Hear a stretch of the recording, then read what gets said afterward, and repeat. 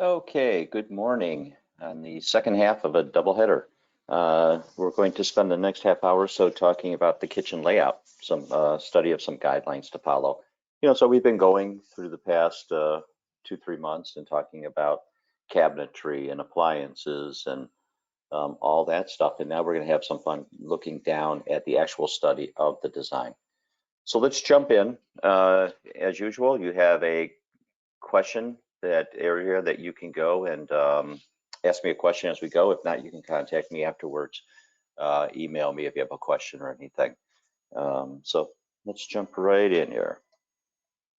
Okay, so what we're going to do today is we're going to talk about the design process, gathering of information, learning the triangle method, understanding what mise en place is. That's a really fun one, and learning basic design guidelines. And we'll apply those guidelines to an actual design. I'll show you my command center on how I work and things like that. Okay, so to get started, we have the different types of kitchens, and we have to decide which one is going to be the best fit for us. And some of them, the architecture of the home will naturally just guide us into it. But we can have a single wall kitchen. You'll find that in some of the smaller homes, a galley style kitchen, L-shaped, U-shaped, or L-shaped with an island. And there's a lot of different variations on that, but these are some of the basic ones. And not as much the galley and the single wall as the L-shaped, U-shaped, or the L-shaped with the island. Okay, so the work triangle. This is a checks and balances system that's used to determine, to make sure that you have enough space and counter space and everything around you. But what you want to do between the sink, the cooking, and the refrigeration, you want to make sure that you have 26 feet, up to 26 feet, and that each side should add up to that. So if you're on the shorter side, you're not going to have enough counter space. If you're on the bigger side of that, then you're going to have too far a distance of walking in between with a hot pot of water or things like that. So that's what's referred to as the triangle method. Here's a study that was done just to give you an idea. There's our mixing areas. And what I use this slide for is to show that more times you walk in between is going to be the more times the thicker the line. So between the sink and the refrigerator, you see how thick that line is. Between the sink and the oven, not as much. There's really not a thick line to the oven because it's not used as much as your cooktop would be. So that's a nice study on that. Gathering information. So when you start the design process, I keep bringing up that design book, but I have a whole segment. When I start working with somebody, I spend 2 hours with them with a PowerPoint. I did this with somebody from Canal Fulton on Thursday. Did it all virtually, with this nice, there's a lot of good things that have come out of, this pandemic too, not that we ever want to go through it again, but it's changed my business where it's a lot more virtual, and I'm all set up now to deal virtually as you're sitting in the comforts of your home, as opposed to me sitting up at the IX Center talking right now or in a classroom setting. But what we do is I sit with about 2 hours with a PowerPoint and go through everything that can go into a kitchen. And then I have that checklist so that when I start designing, so the first thing you want to do is you want to gather that information.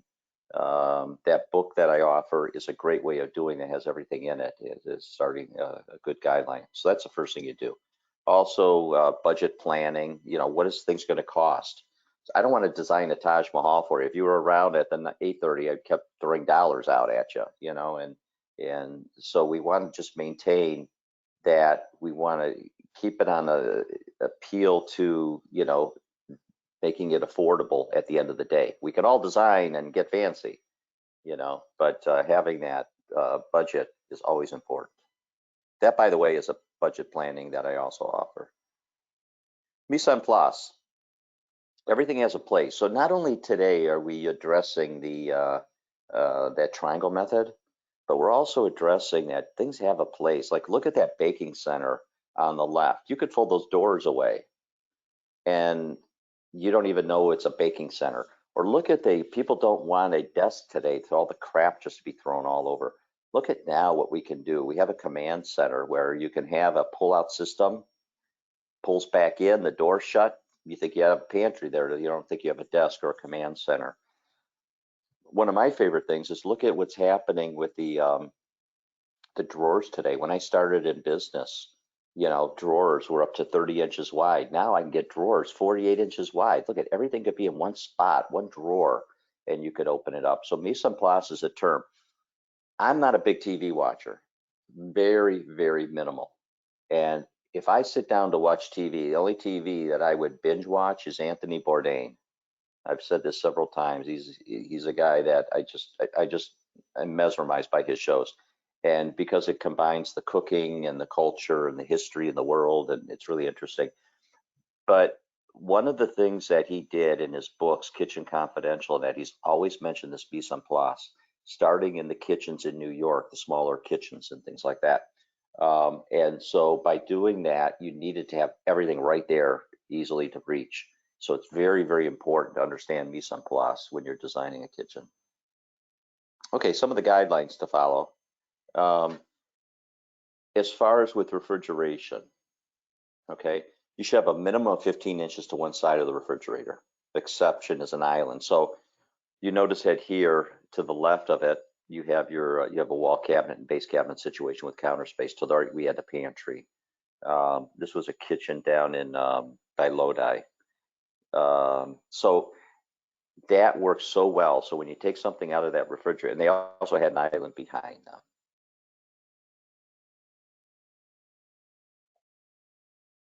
Sink.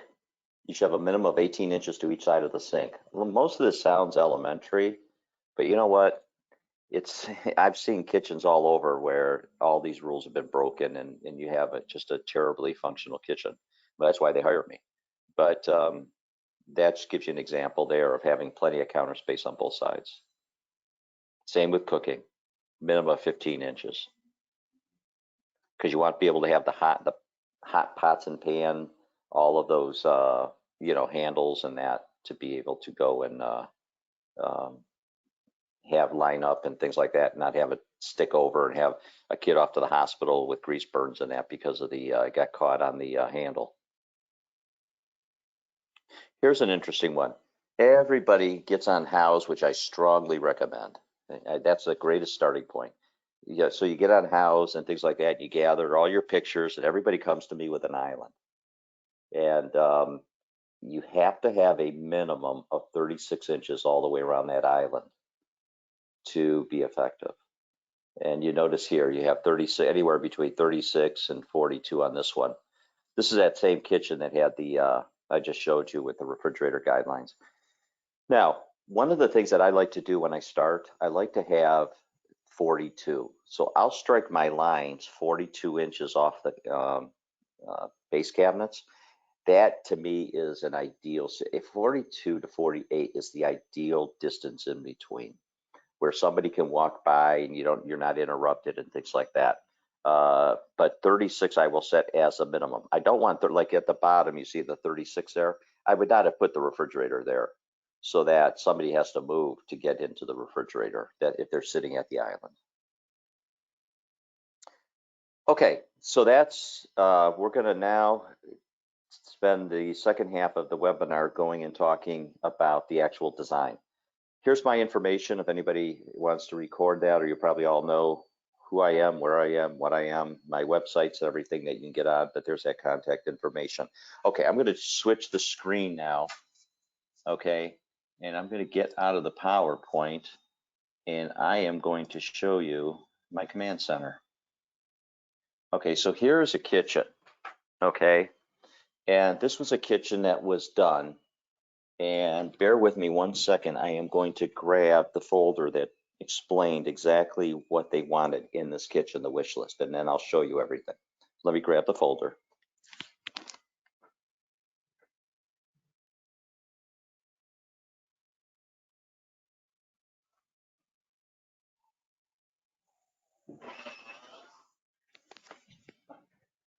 Okay, so what they wanted, and I'll show you as we go through, they wanted a pro style range. If you were with me at 9:30, there's a pro style range there.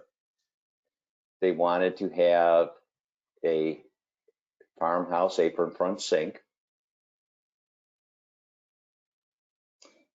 They wanted the large refrigerator. They wanted a command center. Okay, and then I'll go through all the accessories as we go through. Okay, so this set right here, this is referred to as a floor plan. And this is something that, the other thing they wanted, this is a Brecksville kitchen. They wanted to go and to really blow up the back of the space because it's gorgeous backyard. So the windows were much smaller. And what we did, look at that. We went and that right there, just to give you an idea, okay, of how wide that window is.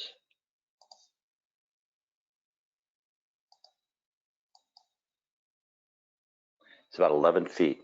So that window, we have about 11-foot window going outside. Okay, so that was a big priority of theirs. Now, what we did is we start out by taking this, and in the interview process, I asked them, do you want the sink on an island? Do you want the sink looking outside? A lot of these answers we knew, but this one here, they wanted the sink looking out. One of the things in picking the window was we wanted to have a large picture window. Do you notice when they're looking out, there's no post down here, there's no anything, but they wanted to get some ventilation. So this is called a picture casement window. So we have the picture window here, and then we have the two flanking side casements that open up. Remember we talked at 8:30 about dishwasher left or right. They preferred it on the left. So there's the dishwasher, it's been put on the left. Now, one of the things I like to do with a long span in a kitchen, I'll show you the floor plan. Notice what I did to add some nice detail. I bumped out, so it's not just one straight line all the way down. I went and bumped out the sink and window area. So it creates a nice detail. So now if we look closer, I bumped it out, and guess what I did? I used columns. So I got to know them, what style they wanted. You know, they wanted a transitional style. And if I were to show you pictures of the rest of the house, because I take pictures of the other areas, is that they wanted to have match the railing going upstairs. And the newel post, you know, at the bottom of the landing had the same detail. So I bring the architecture of the space in. So that's what we have as far as the sink area. Now, a couple of other things they wanted to do. They wanted a place to put appliances, but they didn't want a door. They want a garage that they have to open and things like that. So we created a home for the toaster oven and toaster, Cuisinart, things like that. And they wanted two designs done. One design showing these cabinets. One of the things they sacrificed by having all this window space is wall cabinet space. So one design, we went and took the cabinets all the way down to the counter, because they're not going to be using strategically preparing a meal over here. They have all this counter space here. Or do we just have the regular height wall cabinets and then left and right and then still have that garage? They opted to go this direction. Okay. So a couple of other things that you'll notice where I put a lot of drawers. One of the favorites, and next 2 weeks we're going to talk about accessorizing a kitchen, is a plate drawer. In theory, you don't even need a wall cabinet today, the way we can do the storage in the base cabinets. But if we put a plate drawer right here, so out of the dishwasher, the plates go into the drawer, which work very, very well. Okay. A couple other things here, recycling trash can on the other side. And then this is a real nice area what we did here. If you look on the floor plan, here's the range, okay? So over here, I put a 2-drawer stack for all the pots and pans. Right in here. One thing they wanted in the kitchen, they wanted a TV.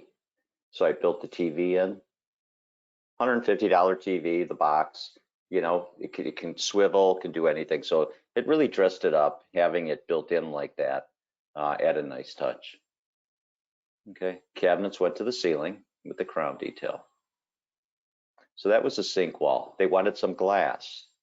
And you notice what we did. We put a little bit of glass on top, very popular to do this, called a split panel door with glass. And then we went and put some lights up there. I had a lady at Bay Village, one of my favorite all-time story with these glass panels. We did the kitchen. She had 4 daughters. We did 4 glass doors, and the kids went and took, this was probably 10 years ago now, the kids went and took the pottery class and made their parents each a nice object. And the parents displayed up in the glass, in the kitchen, which is very, very nice. So, you can do all these personal touches in that. Okay, so that's this wall here. Now, let's go over here, go to the range wall, Pro Style range, 36-inch. They wanted a wood hood. Okay, so we have our cabinetry left and right, everything's centered, and there's our beautiful wood hood in our range.